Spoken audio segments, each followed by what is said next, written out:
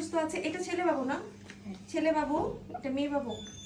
এটাও ছেলে, এটা মেয়ে বাবু। আচ্ছা, এখানে অধিকাংশ ছেলে বাবু।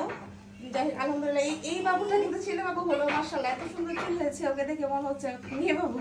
খুবই সুন্দর হয়েছে, একদম পুতুলের মতো দেখা যাচ্ছে, বুঝা যাচ্ছে না এটা যে ছেলে বাবু।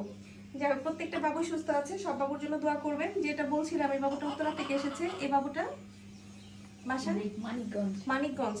এই বাবুর বাসা আলাসিন। তারপর বাবুর বাসা টাঙ্গাইল। আচ্ছা, থানাপাড়া। যাই হোক, সিজার কিন্তু মাঝে মাঝে করতে হয় আমাদের এখানে, এমন না যে সিজার করতে হয় না। যেমন এই বাবুটার প্রচুর পানি ভাঙছিল, বাচ্চার নড়াচড়া কমে গিয়েছিল। এটা 14 দিন ডেট ওভার হওয়ার পরেও হয়নি, তাই না? এই জন্য কিন্তু সিজার করতে হয়েছে।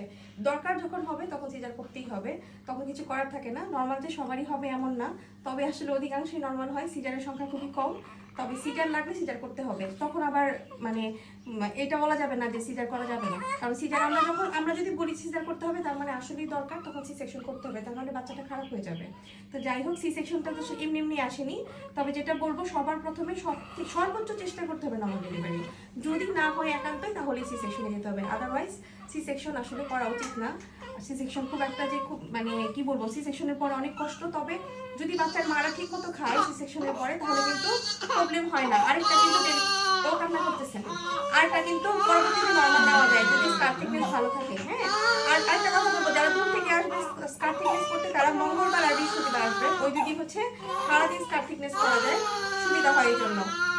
ঠিক আছে, সবাই ভালো থাকবেন, সুস্থ থাকবেন, আল্লাহ হাফেজ।